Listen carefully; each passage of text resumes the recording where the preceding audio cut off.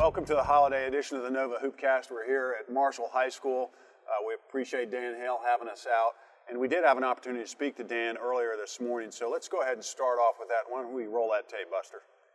Welcome to the holiday edition of the Nova Hoopcast. We're here at Marshall High School. We thank Kevin Buster Payton for our holiday decorations. Thank Dan Hale for hosting us. Kevin and I are here. It's a great time of year. We're wrapping up district play, getting ready to head into holiday tournaments, so we'll cover all of that today, and then we get into really district play right after holiday tournaments. So let's start with Marshall first. Mele Kalikimaka, Dan. Hawaii native, Dan Hale. Coach, quite a week. You had an overtime victory over a good Wakefield team and then a tough loss to, we think, probably the top team in our coverage area in Patriot. Tell us a little bit about the week. Yeah, this is our third week where we've had 3 games. Right. And but we're a younger team, so you know the more games the better. Get some experience, and the week was that. Ended off against a really good Patriot team. Right. Well, in that Patriot game, we noticed that Daniel Deaver had another great game, filling up the stat sheet. Tell us a little bit about what he means to your team and what kind of player he is. So here's the scouting report. The scouting report is Marshall is Daniel Deaver. There's no doubt. I mean, he's everything to us. Not just from averaging almost 18 rebounds a game, 24 points a game, taking charges, but as a leader. He's a leader out on the court. He's a leader in the locker room. He's that quintessential guy that's diving for loose balls and expecting everybody to do the same. He is the heart and soul of this team, 100%. Coach, I saw him play over here last year, and he was a good player then, but I know you feel like with the spring and summer AAU season and his workouts, he's made progress even since last year. How do you think he's improved his game over last year? Well, he's definitely he's put on some muscle, and where you really see that is on the glass.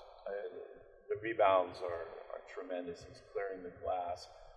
From an offensive perspective, he can hit a little short jump shot, so he's pulling up now. He always was kind of good inside with his footwork, but now he can expand it out a little bit. And you see him actually, taking jump shots, and whereas before he would kind of go to the basket.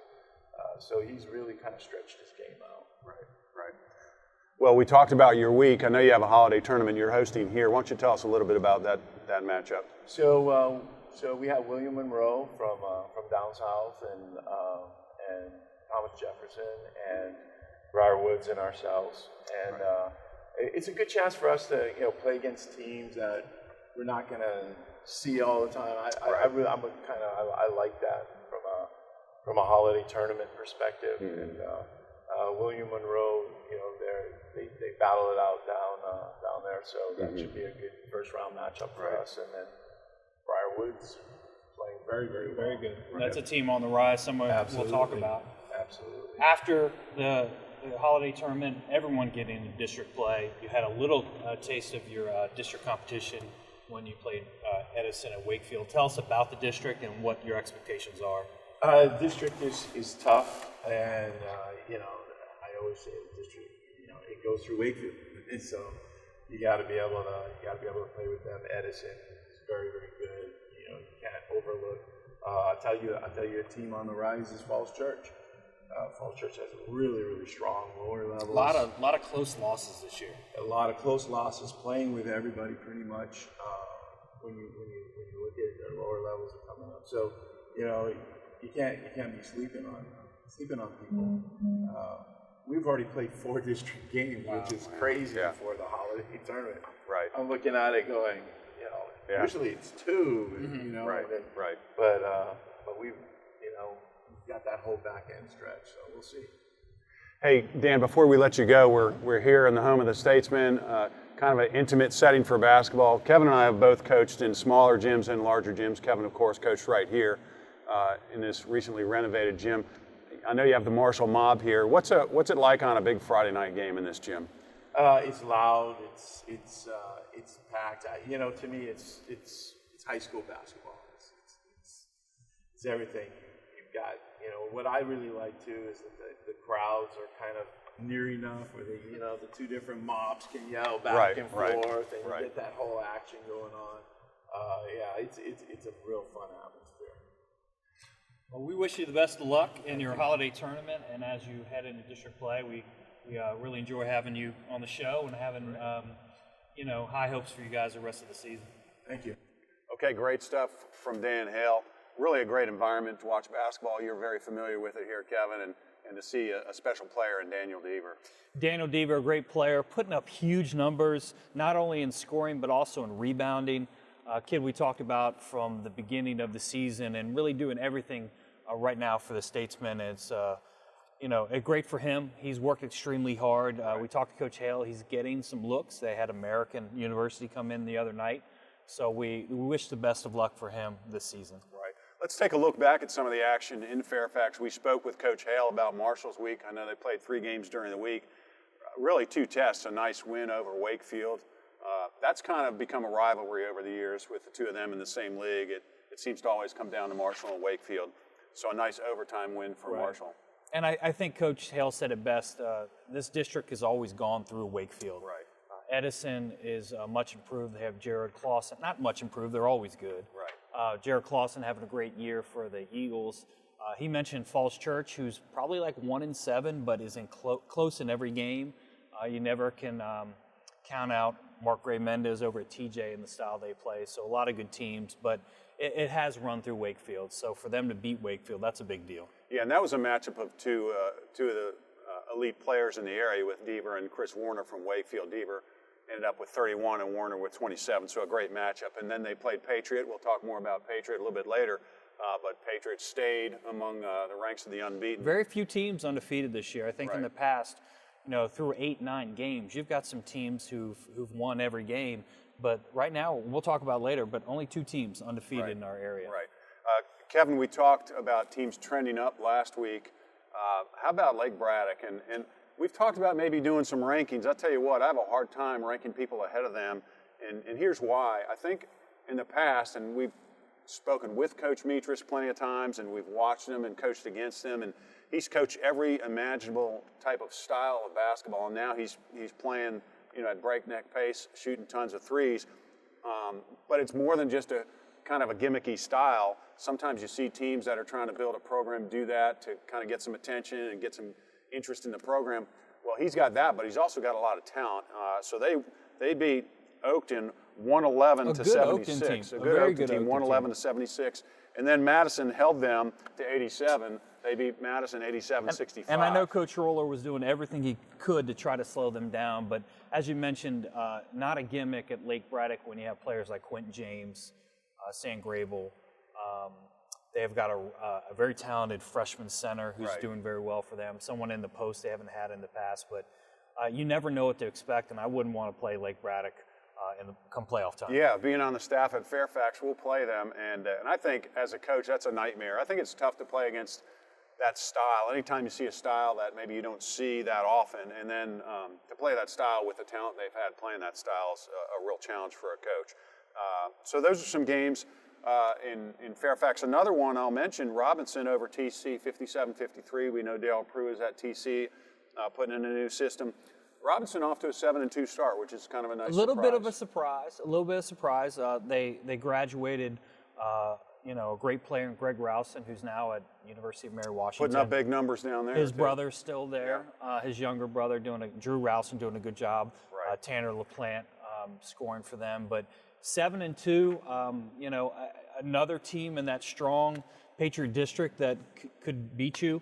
But I'm happy for them, and they're starting off well. And beating TC over there is always a good win. Right. Hayfield's in the mix as always. They're 5-2 in their league, and you're in for a battle every night with Mike Joyner and crew over at Hayfield. Let's give a shout out to George Mason beating W&L in overtime and 25 for Max Ashton. I think we mentioned the George Masons and Brentsville's and Manassas Park, some of the They kind of get schools. lost. They get lost in what's a very big area. They're smaller schools, Division II, Division III schools, and for them to beat a 6A school like W&L is a big win. They also had a good win over Loudoun County, who's a strong team out my way. So congratulations to them, Max Ashton, very good player. Right. How about Loudoun County this past week, Kevin? Well, Pot Falls still taking care of business with wins over Freedom South Riding and a good broad run team. Heritage with a big win over Stonebridge. They're a good team, so I'm not completely shocked, but it's the way they did it. They were up big in the second half by almost 30 points and ended up winning 90-66. However, the next game they turn around and they lose to a solid Tuskegee team over at Tuscarora.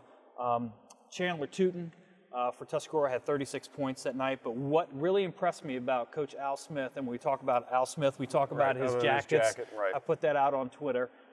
What really impressed me about the Huskies is the way they share the ball. They lost 2 kids to transfers, so they don't have as much talent, but they really, really share the ball, and they were fun to watch in that win over Heritage. Yeah, I saw them play in the Red Jenkins Classic early, tip-off classic at Woodson, and Chandler Tootin, obviously he can score the basketball, but I was impressed with how he played. He just seemed to have a good head for the game, a good court sense, so I really enjoyed watching him Shoots play. the ball very well, and 36 points is a really good night.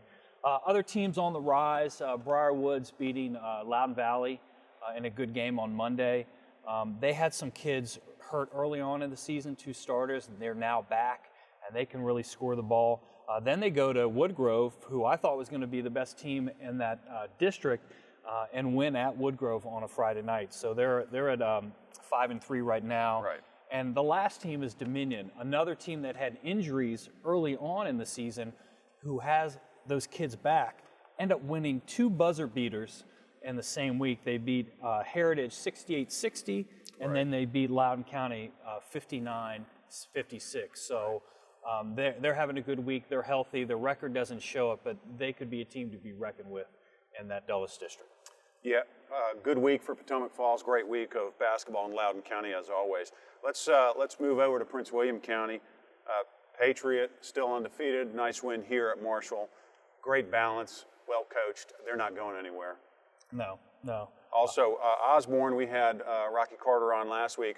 They continued to play well, also undefeated. Nice win over Westfield, 48-34. Westfield struggling a little bit, but we know how hard they play, how physical they are. They've got their football players back, and they'll be fine. They hang their hat on defense, and having those athletic football players back will help, and they will be in the mix for sure. Potomac is 6-2. They had wins over Garfield and Woodbridge, and we've talked not as much about Potomac this year, but gosh, talk about winning tradition. They've got it, and so they're always a team to be reckoned with. So they had a nice week in Prince William as well. Stonewall Jackson in Prince William with a good win over Chantilly. They also beat Woodson earlier in the year. Their team we don't talk about a whole lot, but very solid and a team to be reckoned with. Yeah, they're a little bit up and down. I think they're just a little bit over 500, but they're a team, like from a coaching standpoint, I'd be scared to play them. They've got talent every year, and so I look certainly for them to make some noise. Kevin, we mentioned some of the undefeated teams, so we've got 2 right there in the same league in Patriot and Osborne. Loudoun County has 1. Loudoun County has 1. And Potomac Falls. Falls. There's 3 overall, and as I mentioned earlier, I think that's not a lot of teams. I think in the past with the area we covered, you'd see more teams with undefeated records, but this year, a lot of parity. Now, with the exception of Marshall and teams in his league, like Coach Hale mentioned to us earlier, he's already played, 4 district games? Mm-hmm.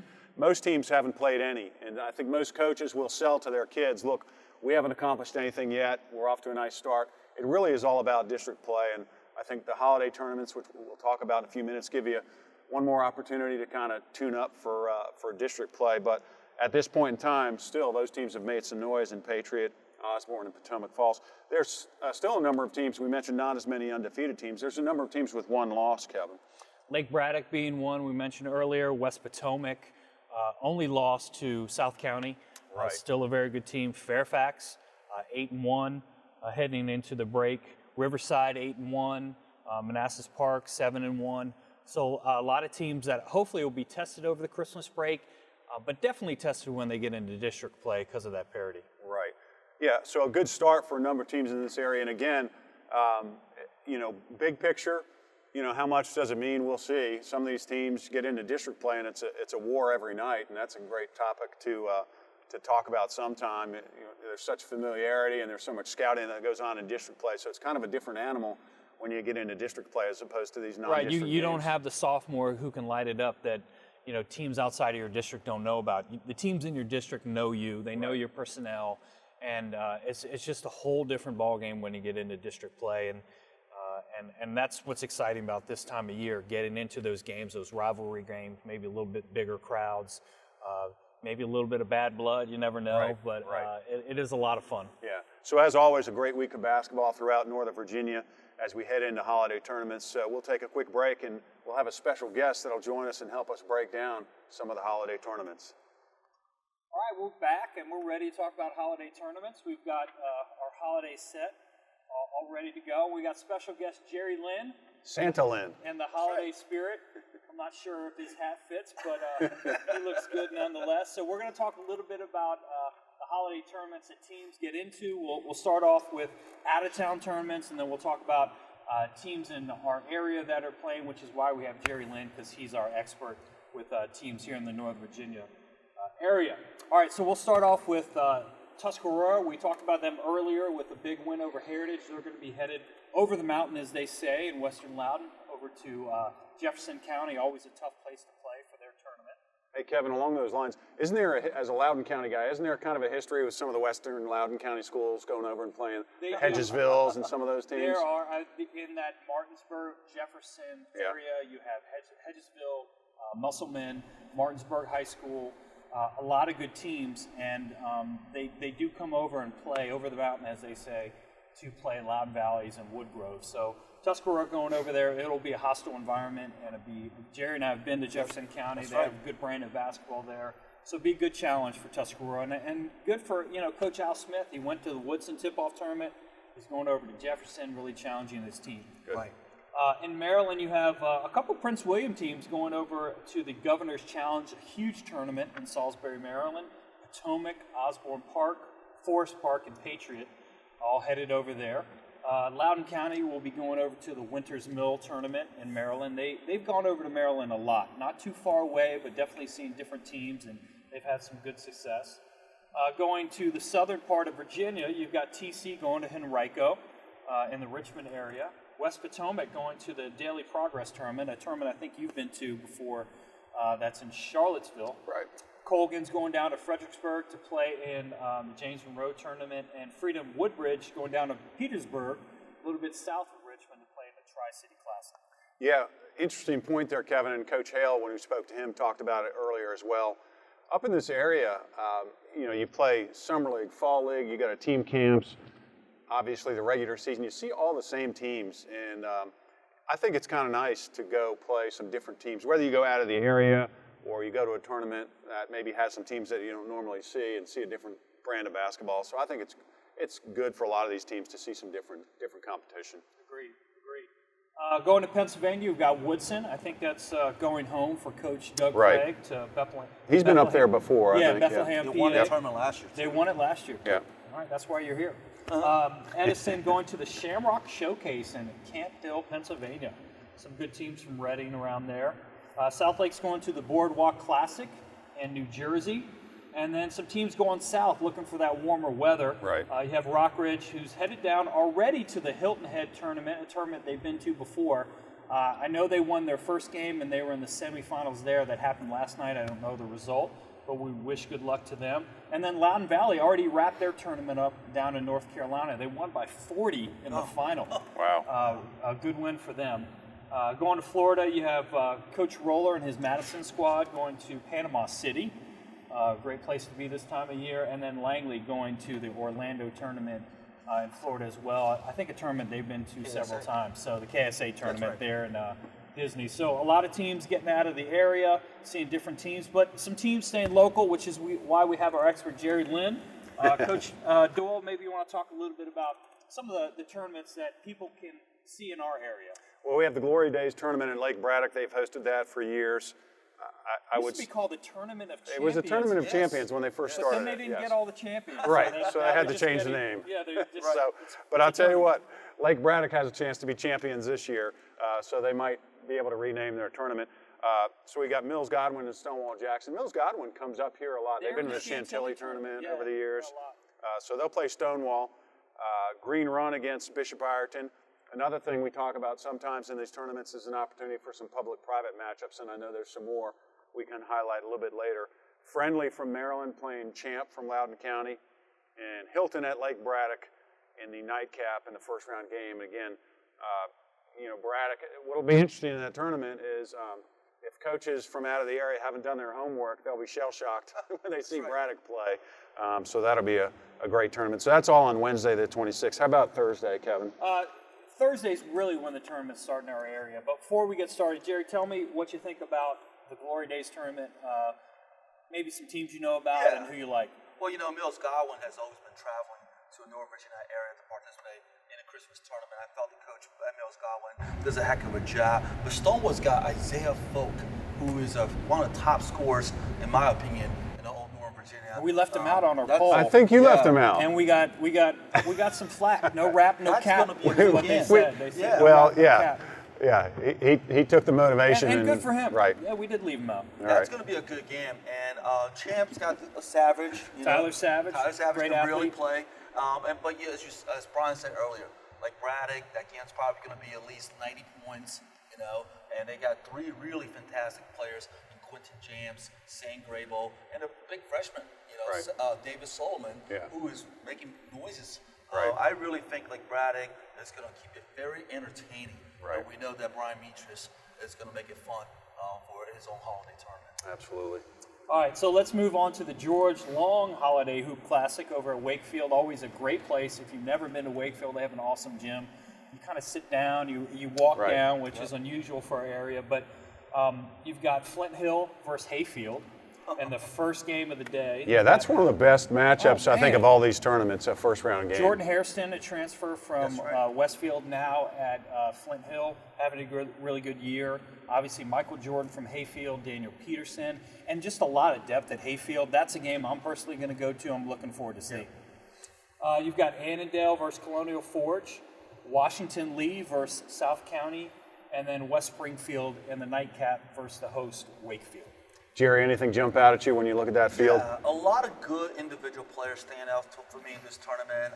Annandale's got the guy Junior Latongo, who is a really talented player. We like him a lot. And Washington Lee's got one of the top three-point shooters, Anthony Reyes. Yes, we haven't talked about them a whole lot. He's a great shooter, very savvy. He played for El Salvador's junior national team over the summer, and a great kid, great family. Yes, and then South County just loaded with individual talents between Noah Bullets, Jake Latta, and then the new sophomore they have coming in, Andre Spakes. South County's a really good team. I was impressed by them. So I think that'll be a really good game. And obviously Wakefield hosting their own tournament. Right. I think it's going to be a very fun and entertaining. Right. How about the backup point guard for WNL, Jerry? I do this because you probably know Jerry knows more about players throughout this region than anybody I know. We picked the right guy. Right. Speaking of the right guys, the Fairfax tournament, the tournament you guys will be around a lot. Tell us a little bit about that, Brian and Jerry. What do you think about the teams? Well, matchups, I'll go through the matchups real quick, then we'll let our resident expert maybe kind of break it down a little bit. We got Herndon and Oakton. This is all on Thursday in the first game. Halifax, a team from out of the area, coming in to play Battlefield, who we've certainly spoken about a lot. Woodbridge, Chantilly, a nice Prince William Fairfax matchup. And then Brentsville, also from Prince William County, will face Fairfax, the host team, in the nightcap. What jumps out at you in those matchups or those teams, Jerry? There's some good teams here for sure. Herndon and Oakton, two contrasts of style. Herndon likes to go up and down, while Oakton likes to keep the pace at very even keel. Coach Brooke does a good job about that. Right. Garrett Johnson is a heck of a player from Oakton. Probably one of the most talented players in the area. Micah Johnson, Perrott. Yep. The two of them are on. And Max Wilson is a strong player for them coming on. Yeah. 6'6" kid who transferred, coming home, as we like to say, to Oakton. So they've got three top scorers. Yeah, I think when you get that third scorer, it's tough in high school. You don't often face teams that have three legitimate options offensively. Right. And then Halifax versus Battlefield. Halifax is a team coming in from Canada. As veteran coaches, you guys know how it is. You don't travel unless your teams can play. Right. So this will be an intriguing matchup. Battlefield's got the kid, Stacy Terry, that we like a lot. Right. One of the talented scorer from Prince William County. And then Woodbridge versus Chantilly. Chantilly's got Derek Smith. And also the big Avery Heist. That's the guy I was thinking about. So they're well coached. It's going to be a good matchup. And, this is going to make it a very intriguing matchup or contest. in the holiday tournament. I can tell you one thing though about Fairfax tournament though is that I think this is going to be the best hospitality. No doubt about it. In the area. Well, that is why I'll be going. Right. Well, let's move over to Falls Church, Joe Cassio, a memorial tournament named for a former coach there. To me, when I look at the schedule here, guys, this is probably the most competitive. You have teams very close in terms of talent, and I can see some favorites here, but I think probably the best first-round games are here at Falls Church. You've got Freedom South Riding versus Dominion. We talked earlier in the show about how Dominion's got those healthy kids back, and they got 2 buzzer beater wins this past week.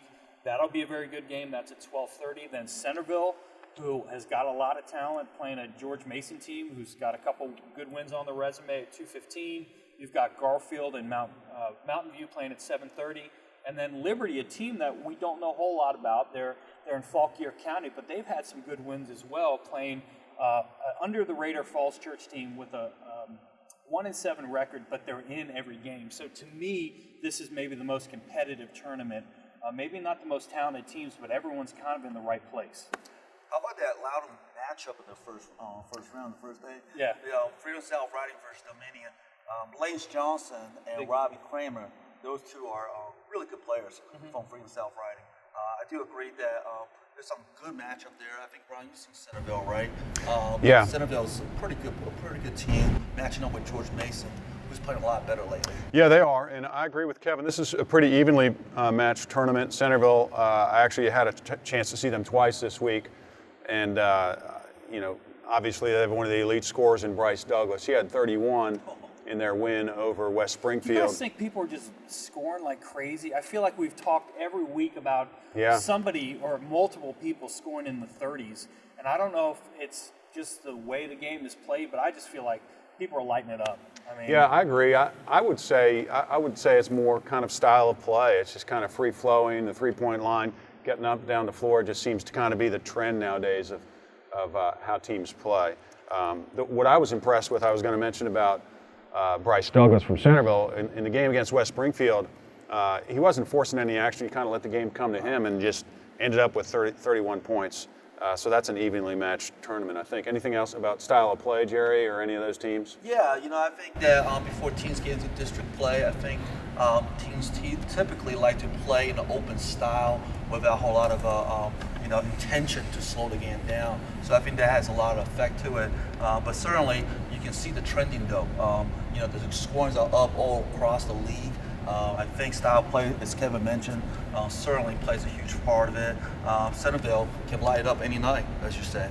Well, you make a good point because, even in the NBA, they talk about when the playoffs come around, the game changes and it becomes more possession by possession. I think you could probably say that maybe about district play. Yeah, you don't see in a district championship the score in the 90s. You see it in the 40s or 50s, especially here in Fairfax, and definitely when you get to the regional state level. You don't, everyone can play. So every possession, you can't take advantage of a weakness because there's not many weaknesses there against the better teams. But I think early on, if you don't know much about the other team or you can't slow them down, you get these high scores. Yeah, so I would expect to see, it'll be interesting in a couple weeks, we'll take a look. I would expect to see some of that scoring go down a little bit as we get into district play. We've also got the Mount Vernon Holiday Tournament, Kevin. Probably the oldest tournament, I think, in our area. Been around for a long, long time. You've got Yorktown playing a good private school from Dumfries, John Paul the Great. Osborne playing Riverbend after that. Justice, formerly known as Stewart, playing Christ Chapel, private school from Southern Virginia. And then McDonough from La Plata, Maryland, Southern Maryland, coming in to play Mount Vernon. So some good matchups from some teams really outside the area that we don't know a whole lot about. Obviously, Osborne, a team that we've talked many times about. I would say not knowing the other teams, based on what I know, would probably be the top team in that tournament right now going into it. Yeah, obviously we mentioned, I know you guys mentioned numerous times in a broadcast, but Osborne is a team that really stand out to me. They're one of the most balanced teams that I've seen. Isaiah reading the guard, he applies tremendous ball pressure. One of the best players or best defensive player I've seen all year long. It's just a really fun team that Coach Carter has put together. Yeah, Manny Ojo, Draco Hogan. Yep. I think he's got great balance. We've talked about their balance before in our Twitter poll, but you know, when you game plan for them, I don't know that there's necessarily one guy you try to stop. No, I think you try to disrupt their guards probably. John Hilton, you know, Pearson. Pick your poison. They've got they've got great balance. So they're certainly off to a good start, and I would say they're the favorites in that tournament as well. We got a couple other tournaments. Yeah, Dan Hale mentioned a tournament they're hosting here at Marshall. You've got Briarwoods, Wakefield, the Wakefield school, not the Wakefield Arlington, but Wakefield from west of here. And you also have William Monroe, which is a school in Standardsville, which is outside of Charlottesville. So they'll be here at Marshall. You have Stonebridge. Oh, wait a minute. I'm sorry. TJ's the fourth team. I'm getting that confused. That leads me into the Parkview tournament. Wakefield is playing in the Parkview tournament.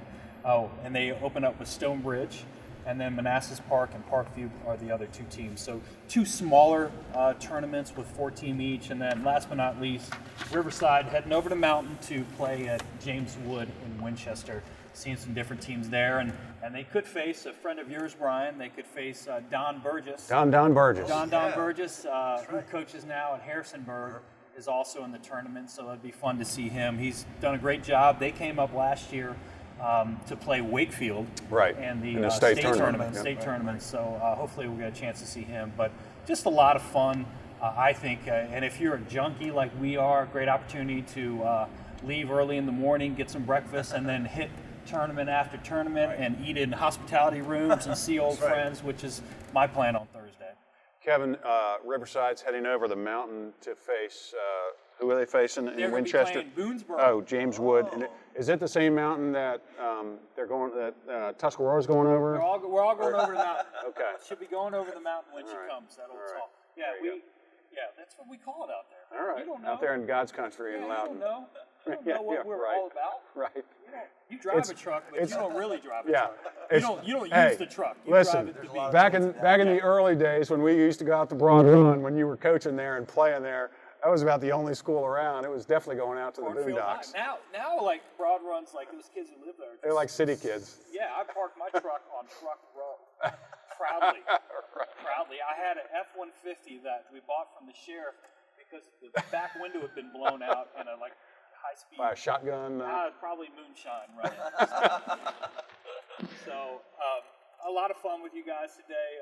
Thanks to Buster for getting us in the festive mood. Brian wearing his light necklace, which is nice.